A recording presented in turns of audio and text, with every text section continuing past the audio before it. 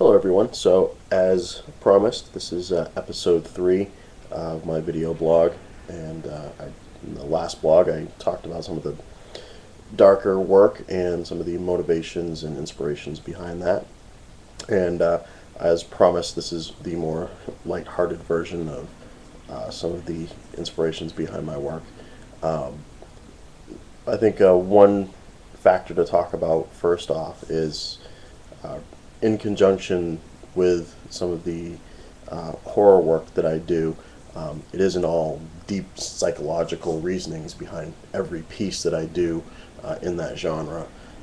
There's somewhat more lighthearted reasons as well. I think along with a lot of people from my generation and a lot of people that are around me, friends and acquaintances and fellow artists, a lot of us really latched on to the kind of campy horror and other types of horror movies and horror entertainment, comic books, video games, etc. Growing up, we latched onto them, and I think we've kind of held on to a lot of the visuals and themes and kind of structure of how those types of entertainment are built. It's kind of that fine line between the terrible and the comedic, and then that's those two things kind of looking at mortality and facing it. And I think it can definitely be a positive thing. You know, it's as gory and death-centric as it would seem.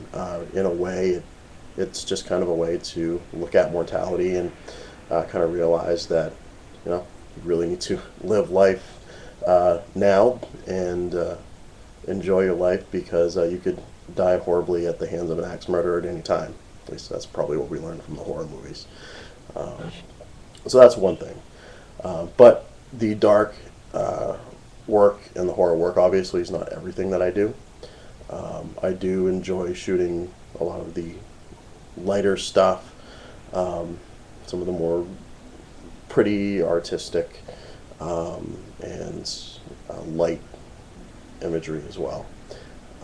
And actually now at this point in my career, I've even started shooting weddings, which is something I didn't think I'd ever really do, and amazingly have learned that I really enjoy it.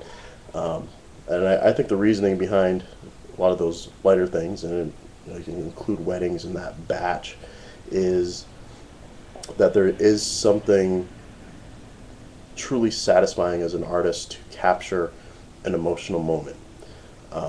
The challenge, and if you succeed, you can capture visually the emotion of that moment. And it can be any range of emotions. You know, it can be joy and sadness and you know, new beginnings and changes and, you know, life and love and all of those things. Those very key emotions trigger in people in certain ways, and you know, sometimes there's just that moment glimmer where you can capture that, and you don't get it every time. It doesn't happen every time, but there are those moments when you do catch it, and it's an amazing feeling. And as an artist, you can't deny that. You know, obviously, you have to identify with those certain things in yourself to see them and look for them. But you know, when you catch it, it's like lightning in a bottle. It's really an amazing feeling. So, to me, that is and has become even more so an inspiration to, you know, capture those moments. In some of the modeling and artwork, you don't always get to do that, though there are times and chances that happens. I find, especially when I shoot with people that I have, you know, a certain amount of connection and chemistry with, there are those moments when you can catch something. You can catch something real, something that's not posed or staged or pre-thought. It's a real moment. You know, it could be a moment of humor, of any number of things that trigger through the conversation during the shoot. And those are usually the ones that end up being the great images. It's not always the ones that you plan out, or the concept that you think you're going to shoot, or the expression that you think you're going to shoot.